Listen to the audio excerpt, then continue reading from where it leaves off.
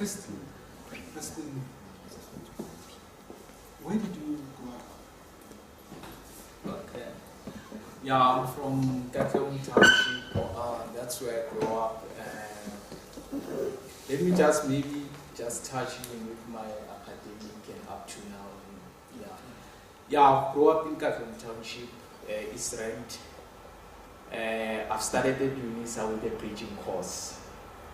I didn't have exemption when I come to UNISA. I started with a preaching course. Then I did my degree, I did my honors, master's. Then I had to do the internship last year with South African Defence Force as an intern research psychologist. This year I had to write my board exam. Then I completed my board exam. All I can say now, I'm a qualified research psychologist by profession. And yeah, that's all I can say for now. Yeah. Okay. When you were studying at school, when you were growing up, what time did you decide to study psychology at university? There's a lot, there's a lot that contributed to that. When I lost my grandmother, when passed away in 1998, yeah, psychologically I was also affected about that. Yeah, in fact I wanted to do teaching when I come to UNISA, but suddenly I said, what is psychology all about? And it was very interesting to me. Because they used to interview psychologists there, maybe Metro FM or whatever, if there's sort of a discussion. But I was now interested in what is this psychology, then that's where it started everything. Then I did my preaching course, then I do my degree and everything. Yeah, what I can say with psychology, I think the fact that I was doing psychology, that also helped me to cope when my mother passed away 2006, and it was already May, and I was about to write one of the psychology module. I think that HIV and AIDS cancer module. I had to write that module next week, and my mother passed away. It was like, but the fact that I was doing psychology, then I had to cope. I had to deal with that. So it was very difficult, and so it related to your life story. Yeah. It's part of that. That's why I say the fact that I wanted to do psychology because of this, that my grandmother passed away. I was affected psychologically. Suddenly, my mother also passed away after 3 to 4 years. So what I'm saying is that there's a lot, but the fact that I was doing psychology, I managed to deal with the whole situation. Okay. When you were shifting from intention to start teaching to being interested in psychology, how did it become? No, when you complete your matric, it's just confusion all the way. You don't know what to do. I wanted to do teaching, I was just confused. But when I get at UNISA, I just said, just taking a approach and say, what is psychology? And I hear they used to interview psychologists. Then I was interested about that. Then I started doing psychology and I developed the passion. And I remember the first study guide that I got, the 101 psychology module. I didn't know what is psychology. And I had to do the dictionary. It's a long distance learning and you don't know what to do. And yeah. But it was very interesting, to be honest. Then I developed that passion. That's why there's one of the sentences in that study guide that say, welcome to the world of psychology. Then I started to say, now I'll be part of psychology now. And all the way.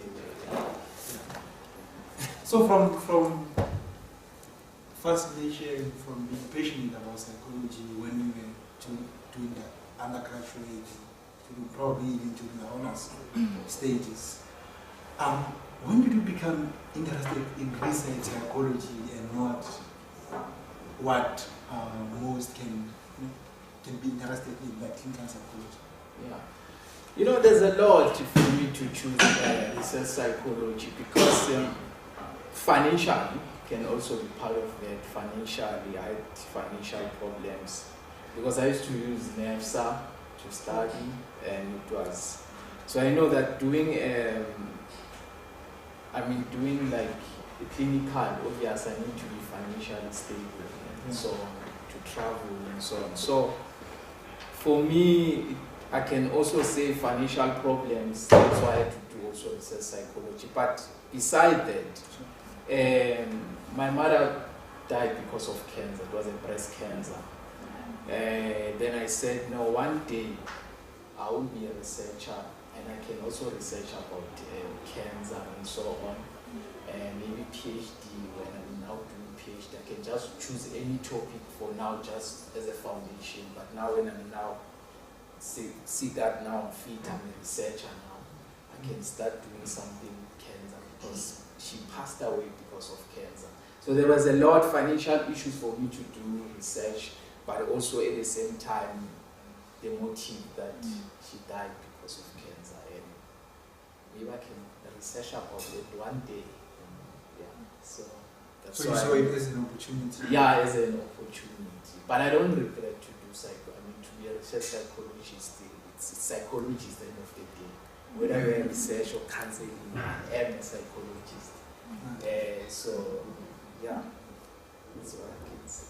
Okay, talking of which, research and passion, what led you, or what made you to be interested in studying an idea that is happening in our townships, in Qatar?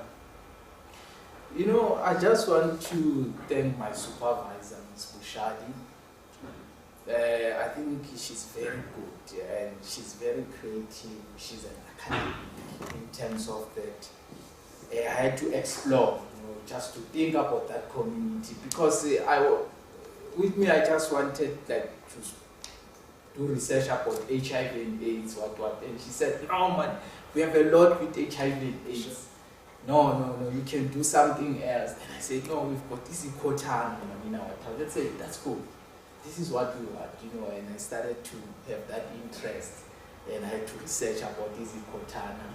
Because Love Life, they did the research and other, but this was the first scientific study to be conducted, take into account the theory and so on. So, my supervisor, I think she played a major role for me to choose the topic, because I wanted to do research about it. I said, no, it's too much. But I thought, just think, then I said, no, it's important, and then say no.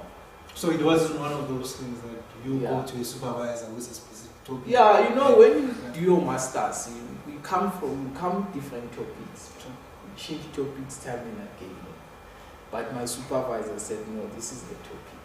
When I started to have that interest, then I started to research about this Ikotan. It's the first scientific study to be conducted in Gatro. And Ikotan started in Gatro in 2006. Yeah. So, yeah.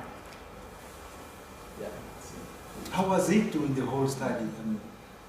It's not easy to get the participants. It's not easy, because we have to explain to them. Those people, they don't know about research. We need to explain what is the motive behind it, what is the purpose, to get those young people to come and they'll ask, what is it that you do for us? No. Is it about the film or what? You need to explain the whole purpose. This is academic and this is what. Then they start to become interested and so on, yeah. So what is it? But it was a very challenge to get the participant, but I've managed to do that, yeah. So it was, yeah. So it wasn't a question of just saying, identify participants, go there and set up. No, I look at I was very interested in terms of experience. Sure. Yeah, because I don't want the person in Zulu, they call it Aboma Filizolo, to be a first person, you've got 3 days practicing that thing. And I wanted people who've got at least 3 to 4 years experience. And I managed to get such people, So I don't want a person who's got 2 months practicing with Kotana. I want the person at least 3 to 4 years just to have that credit, because credibility of at least I can get something. Yeah. So as you're saying, you had to negotiate with them. Yeah, I had to It's not negotiate. risky. I had to pursue them. I had to adapt. Yeah, but I've managed. And remember, when I do my thesis, I was also doing my internship at the same time. Sure. So it was not easy for me. 4 interns, 3 girls and 1 boy. They all completed. They all graduated. So I had a pressure.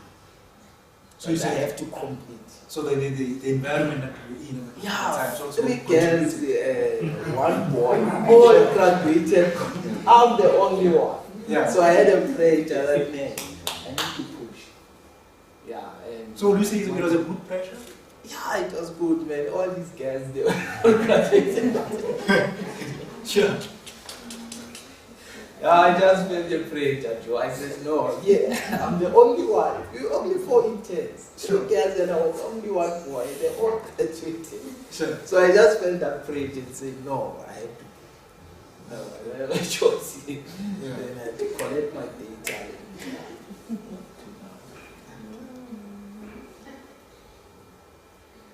And when you, what is the most, thing that you enjoyed about doing the research?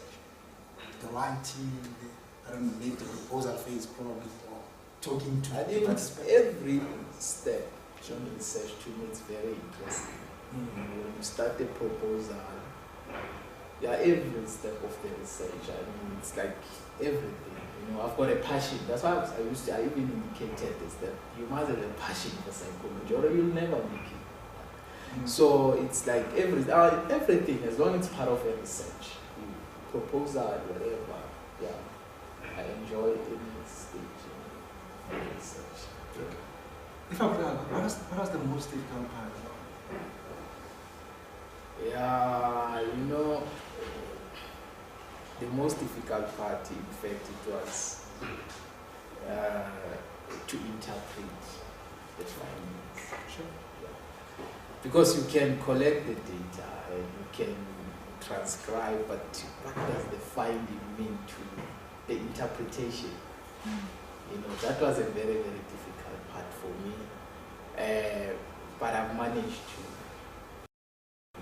But it's very difficult. Because you must be very careful in that part. You don't have to put your own. So you must be very careful with the interpretation. So it was a very, very challenging part. Because I've got all the data to transcribe and everything. But what does that mean? Interpretation. Yeah. How was it? Just explain. Yeah, Suddenly you have data here. yeah.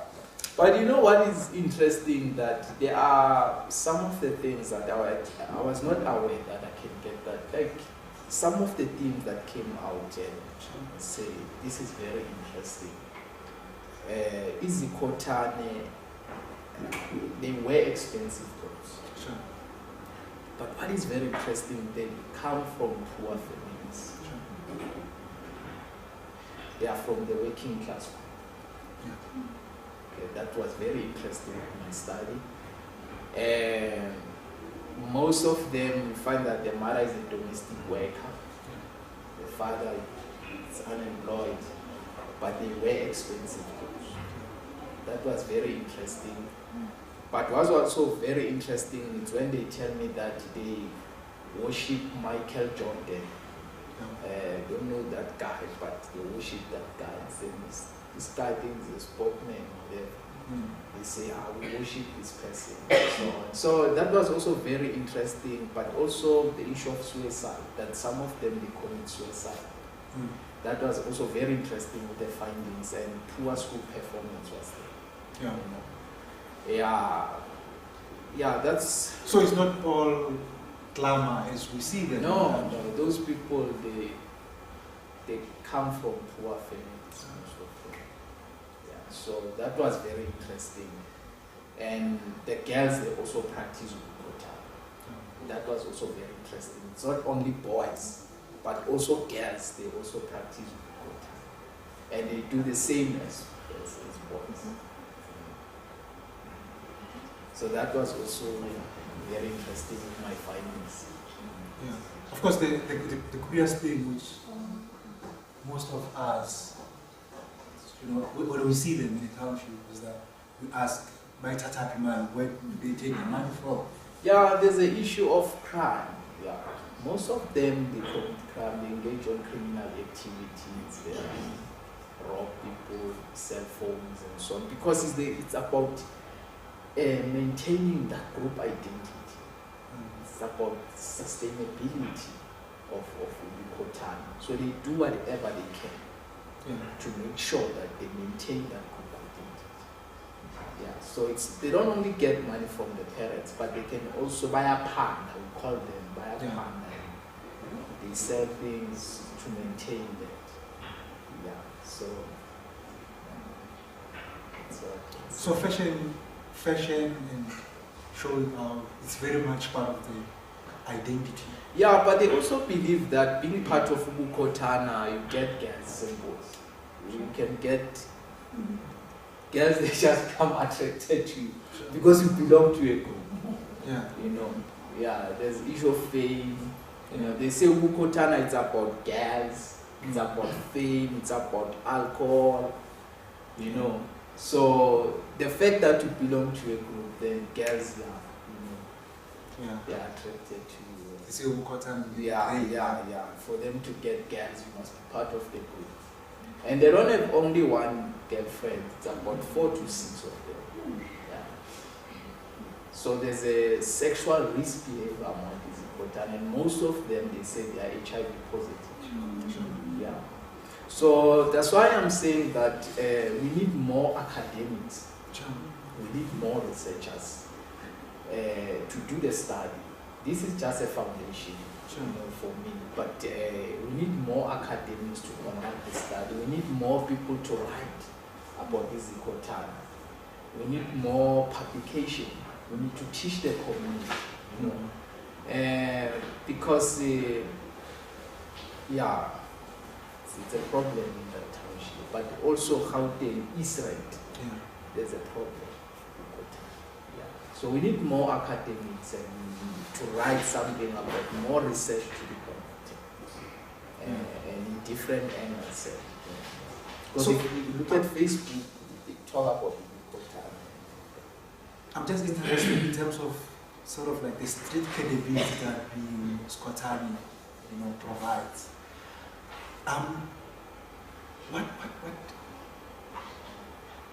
Do they have ranks, for instance? Like, do they have like seniority, or do you get initiated and climb the ladder or something? No, in fact, you can practice Ubukotana at the age of 18 years. Yeah. You can practice Ubukotana, there's no age. Yeah. You can practice Ubukotana at the age of 15 years, even 12 years. Even the primary kids, they also practice Ubukotana. Where in IK school when they were casual, doing standard 1, then they do the Ubukotana. So it's just like a cycle. So there's no age. It's for everyone. But as long as you can afford. You can't be part of Ubukotana if you cannot afford. You must wear expensive clothes. You can't be part of that group because expensive clothes is part of a group identity. It's about style, it's about fashion, it's about wearing expensive clothes. So you cannot succeed. You can't be part of that. You can't wear maybe a t-shirt of 150 or 100 rand. Then think you practice Ubukotana. No, you must wear expensive clothes. It's about When I saw the title of your dissertation, I thought, oh, breaking news. Like, it's so much different. I mean, to what when you read various topics, right? How much was the supervisor influential in guiding you towards this direction? I think in terms of supervision, she's the best. She's very good. Yeah, she's very good. And to be honest, she made possible for me to complete my thesis. Because I do hear some students, saying my supervisor don't have time, she's always busy, she's always attending meetings and so on. That one, she's always have time for the students. And she's very creative, you know, and she can come with ideas, and you can see, you know, that this is what I need to do, you know. Yeah, I think I just imagine that I was doing research about this in Kotana and get a supervisor who's not creative and supervisor who don't have time for me. How I was going to compete. This is a very good study, but it depends with your supervisor. You know? I think the relationship between the student and the supervisor is very, very important. Very, very important for you to complete your thesis. So it's not just you and your research topic. Yeah, you can come with a good topic, but if you don't have a good supervisor, that's going to be a problem. I'm not saying the supervisor should write the thesis for you, but I'm saying is that that relationship is very, very important. You know. So all I can say is that she was very good to advise me to come with it. She was not only, but she also come with ideas, and I also come with ideas. You know, yeah. So that's why I managed to conduct the study and complete. Dissertation, as I think of it, is a very thick document. Right? And I suppose you are the only one who writes it from first page to page 127. How was it doing the writing? It was not easy. Yeah, it was not easy. The thing when you write your dissertation, sometimes you've got doubt. Is it this right thing or what? You know, you ask your supervisor and so on. Yeah, but you need to believe that this is the right information. Then you can ask your supervisor if you're not sure, but you must also believe that I'm on the right track. Yeah. So that I can say. Yeah, but it's not so you easy. believe with yeah. I also believe, but at the same time, if I'm not sure, I'll also ask my supervisor for advice. Yeah. But I want to say you must have 90%, and your supervisor should just give you that 10%. It's your responsibility at the end of the day to complete your thesis. We can't point fingers to say, I can't complete my because of what. No, it's your responsibility. You must at least provide 90% of your time. Then your supervisor can have that 10%. You can't blame supervisor. No, can't complete my thesis because of my supervisor. You all have the responsibility. That's all I can say.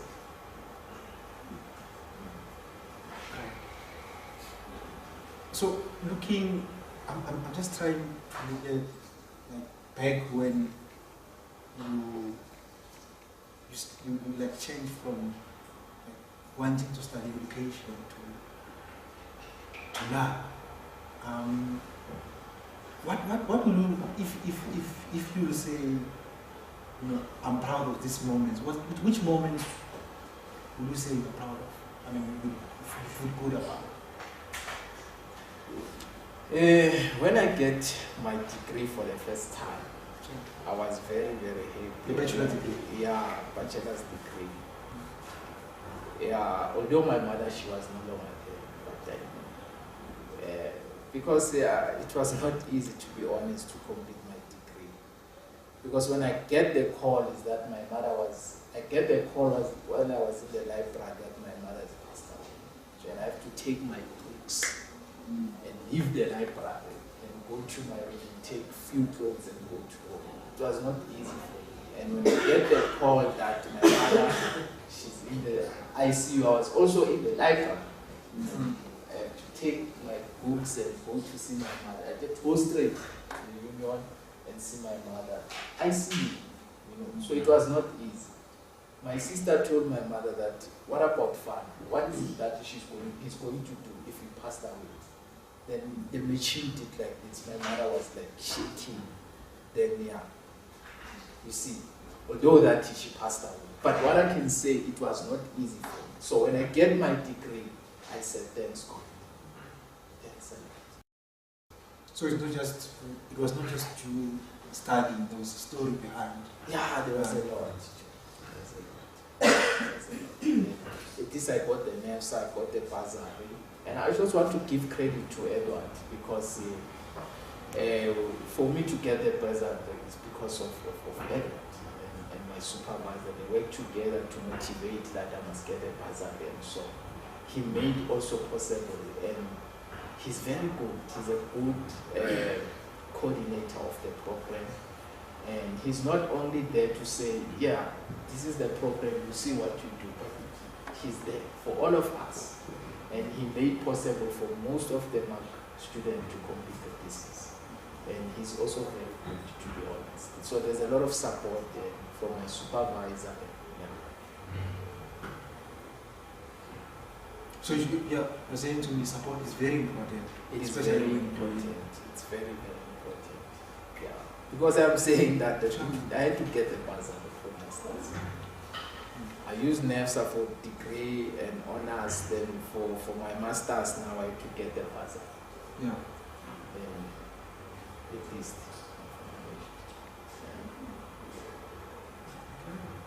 I understand you.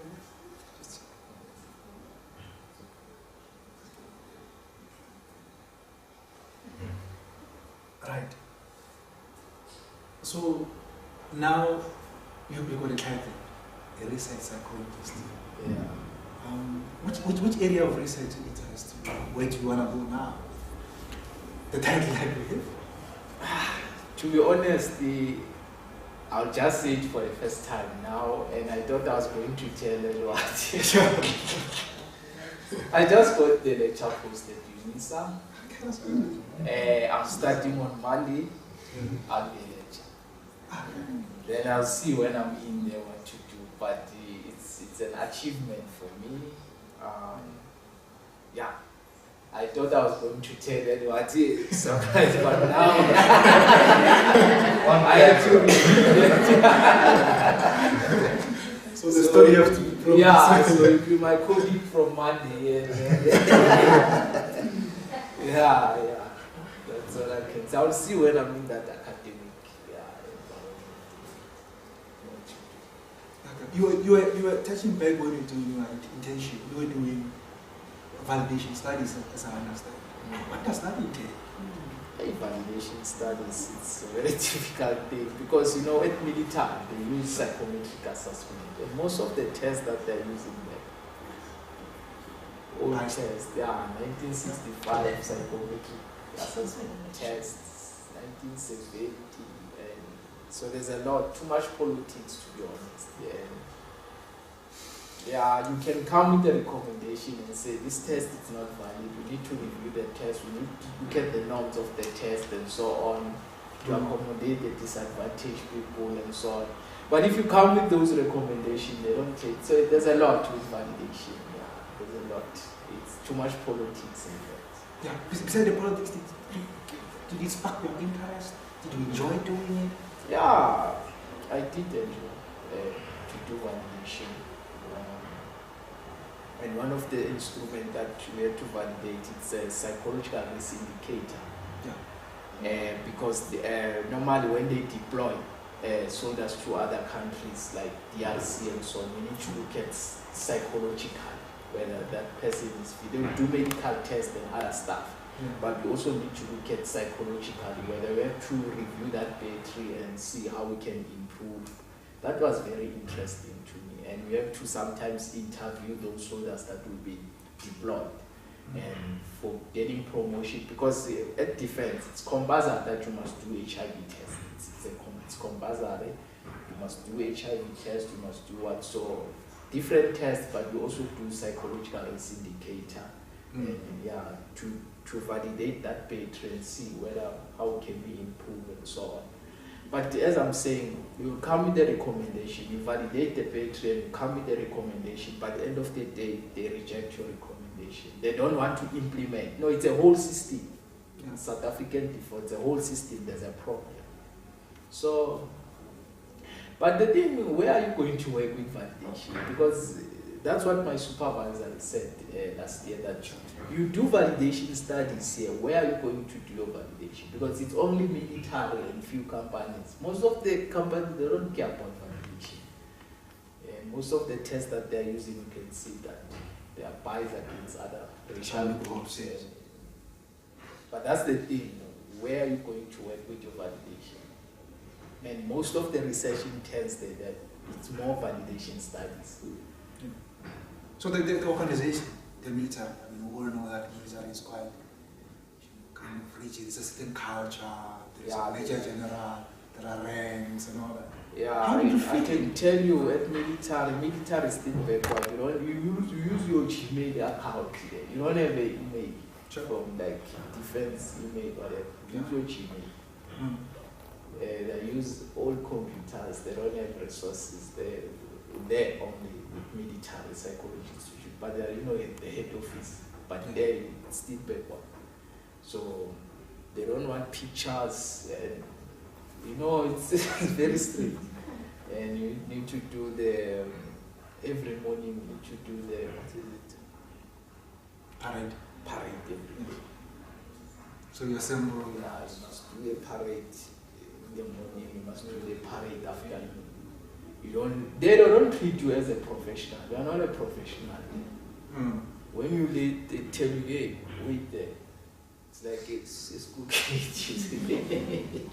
Yeah, so when I be a psychologist, they don't care. Yeah, it's like, so it's like parade, and it's 4:30, it's 4:30. Yeah, so if it's already maybe 22 or whatever, they say, wait that 5 minutes. So in terms of the military protocol, so you they have to follow can be a certain psychologist, but the way they treat you, they don't care about you. okay, from I'm just trying to think from the And very busy MAC program to that stage of being in internship and that kind of, how did it impact your life? it was not easy. It was very difficult. But I had to manage my time. I had to work Saturday and Sunday during the week. I had to manage. I mean, you were. I'm just saying, playing in my mind. Probably, I'm just crazy or something. But you were taught during the program to become sort of like independent, initiative, and all that. And here you are in this environment that you say is very restrictive. I mean, you have to follow procedures and all that. Yeah, in terms of restriction, I'll just focus more on research. It's not easy to do a research. To come with a topic at military and say I'm conducting, there's too much protocols there. And there's the issue of security, and you need to apply for there. It's a lot. It's a long process. You can come with your own topic and say, this is what I want to do here. But they will tell you, no, there are protocols, the general must give you a permission, security, what. So, and I can tell you, in terms of finance, there's no budget for research. And that I had a problem with that. And I indicated and explained, how can you expect us to conduct research if you don't allocate project? Budget, there are no funds.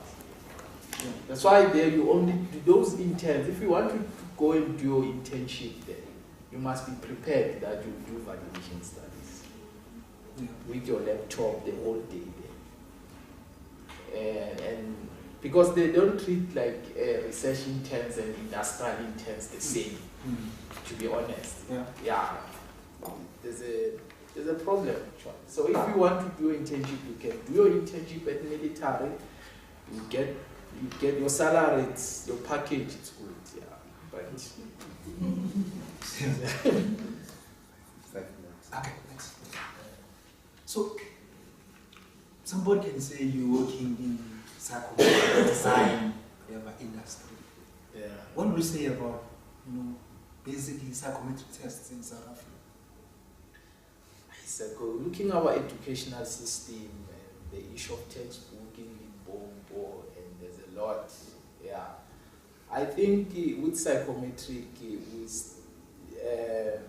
we still need to improve in South Africa, more especially to develop our own tests that will take into account our educational system. The issue of language is a barrier for most of the people from disadvantaged communities. So I think the issue of language, we need to come with our own tests, validate them, and make sure that those tests, they take into account the challenges in South Africa and so on. Because come with a test from Europe and use that test here in South Africa, where you can see our educational system here, and it's going to be a problem. Because most of them, they don't do well with those tests. Whether it's for pilot selection, whether it's for what, but they don't do well. Will you ever go back to the psychometric test? No, I can do psychometric somewhere else, but not in a different reason and for, Thanks for having me to interview. Okay. Any questions from the audience?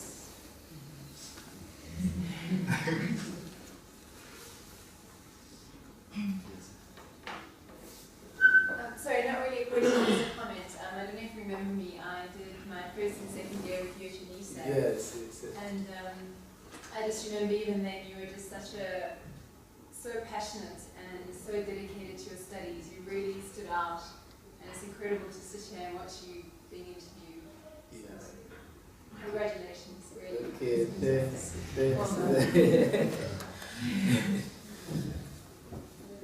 Mine is also a comment, but also a question. Besides the achievements that the strides you've made in your life, looking at where you come from and all the trauma, I say. But what I'd like to comment on is, I know that the military is not the best place to do your internship, but how would you take that experience and turn it into something that could be of research? Even if you're standing outside now as an observer instead of a participant in the military itself. And what I've learned coming from outside of South Africa is if you do want to inform change in any space, at times you need to get out of the space. Otherwise you get swallowed into the systems and the protocols and everything else that is part and parcel of that. Have you considered, for example, doing not the validation, but that psychometric testing, coming up with those tests and just developing those tests? Firstly, as a young South African man to begin with, in a field that is considered a field for women a lot somehow. And research psychology is a field that a lot of, I'd say, young people don't know of at all. What are you going to do about that? That is just my comment to you. Okay. Yeah, let me not say research alone can be part of that, because what we did last year as the interns, because we had that frustration, really, we had to come up with our own project last year, some of our own project, because tired of validation and so on. We said, guys, let's try to do something, let's come with a project where we just do sort of come with a surveyor and so on to ask people about where do they see psychology in South Africa and so on. And we also try to ask the previous interns from the military, where are they now, what they are doing, how's life after military and so on. And it was interesting, some of them, they don't do psychology, they do something different, and say this is the product of military, where you do psychology, after 5 years you work at Pick n Pay or whatever. So it's like we had that thing last year, it was like a project, but we didn't go far with that project. But those are some of the things, But in terms of psychology as a whole, you can find that, I think our health system in South Africa, our mental health system, I think there's a problem there. Because we need to go to those communities and tell them that this is psychology. And it's not only the response, you can do a research, but also the academic environment, universities, the colleges, they can play a major role to teach people about psychology, and to go to those primary school and secondary, tell them that this is psychology and whatever. So I can say it's a responsibility of everybody, if you do psychology, to teach people about what psychology is and how to become a psychologist and so on. But we had that challenge of trying to,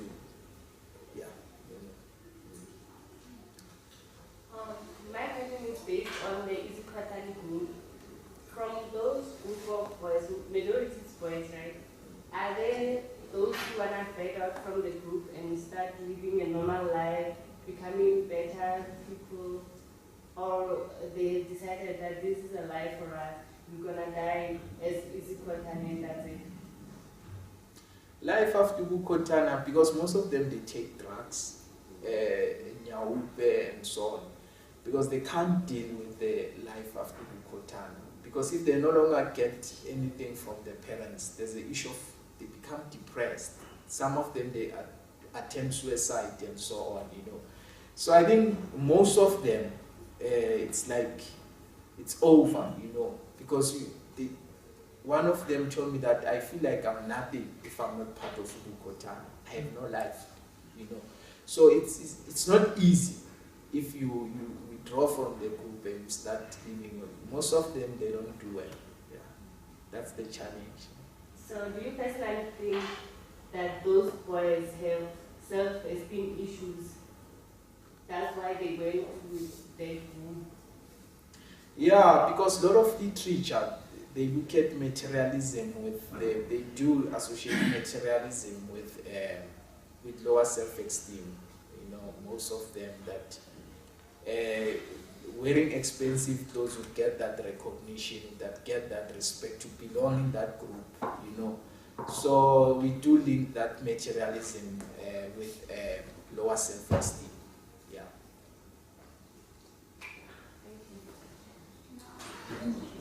So how would you differentiate a gang group and isiXhosa group besides the element of violence? What is the difference there? With gangsterism or gang group, I can see. The element of violence. Let's suspend violence and let's look at isiXhosa as a group identity and look at gangs as a group identity, because I'm seeing an element of family attachment. Yeah, I think with gangs it's more criminal. That's how I understand, because with isiXhosa there's a lot, there's motive of expensive fame, sense of belong, girls and so on. But if you look at with gangsterism, because most of isiXhosa, they don't commit crime, they just like expensive things. That's what I asked you to do, to suspend violence and tell me what is the difference between isiXhosa and the gang group. Suspend violence, then tell me the difference between the two, like suspending violence and then tell me the difference. Yeah, I think, okay, if I suspend that violence, I can say with gangsterism, I think when expensive thing can be part of gangsterism, they can wear expensive, but it's not like 90% compared with isiXhosa. And isiXhosa, dancing, there's a lot with isiXhosa. Even dancing, it's part of their group identity. So dancing is part of Bukotana. So with gangsterism, I can say yes, they do expensive clothes, luxury life, but there's a lot with Bukotana. There's a lot in terms. Dancing, body dancing. Yeah. Dance also, they spin their wheels. Yeah, but even the language. Well, simplistically, Ukotani in my township days, to be isiXhosa has more strict credibility than being a gangster who just smokes their own and robs people, right? And people may admire you if you are isiXhosa than when you're just a pure gangster. So, but there might be, similar elements. There are very similar elements, sort of like modus operandi between gangsters. Yeah, actually, when I know more about this Kotane, and I think maybe I've been asked because you've done research, and that might give you a good village one to know things that the way the public might know about them. Firstly, I would like to know how does being Izikotane transform their self-identity before and after they join the group. And secondly, you mentioned that most of them come from poor background. So if maybe they are not involved in criminal activities, how do they finance maybe their lavish lifestyle? Okay, let me start like life before Bukotana. You said that how was the life before Bukotana? So most of them, they used to go to church. They just told me that they used to go to church and even my life like everybody, you know. But they also indicated the issue of peer pressure. You know, they say peer pressure is the main reason for them to join Bukotana. Yeah. But life was normal. They used to go to church, used to study, like everything was in. But now they had to change because of peer pressure and so on. What was also your other question? How does it transform their self-identity? Self-identity, maybe can you... You mentioned that maybe being an Izikotane give them a sense of belonging somewhere. Yes. Yeah, so what are the things that they get after being in Izikotane which maybe they were not receiving before they joined the group? Yeah, as I'm saying, okay, it's more like in terms of, as I've said, girls. You know, being a member of Izikotane, you get girls, it's simple. Girls are attracted to you. Whereas before you join the group, you know, it's like you didn't have even one single girlfriend. So now you're part of the group, now you attract more girls and so on, fame and everything. That's the thing. One last question. How does Michael Jordan fit in the equation with Michael? They just told me that they worship Michael Jordan. It's part of, because to them, Bukotana, it's more like a religion. To them, it's like a religion. Yeah? Like ZCC, you know, they go to where, you know, I'm just doing an example, like maybe other religions, you know. But to them, it's like it's a religion to them. It's more than like wearing expensive clothes. They are attached to that. It's more like a religion. It's like a culture for them. So they say Michael Jordan is one of the gods of Bukotana, and so you must worship that person. That's what all those ideas. Okay. Yeah, well, from my side, congratulations on your new appointment as a lecturer. It is wonderful to sit here.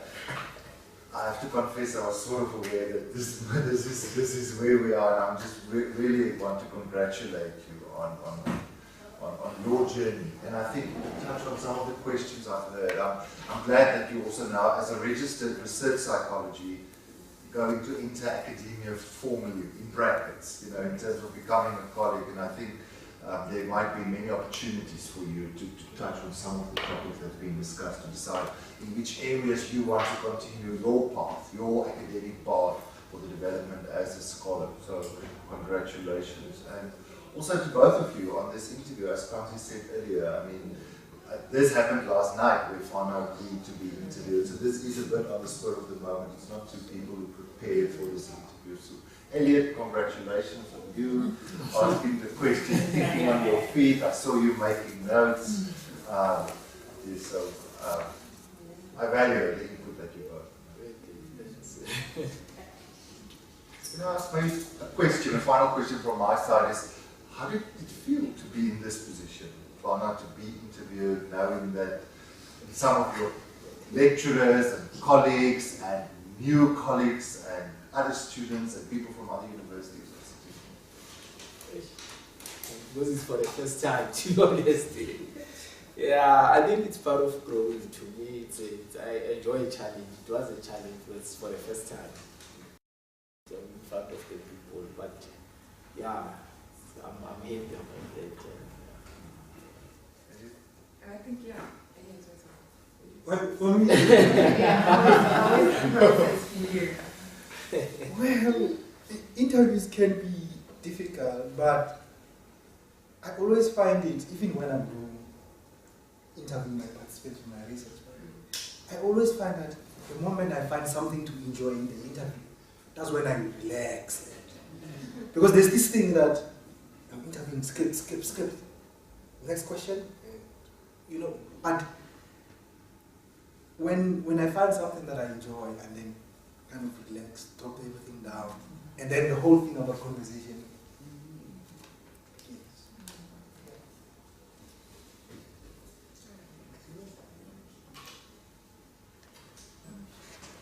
Maybe a round of applause.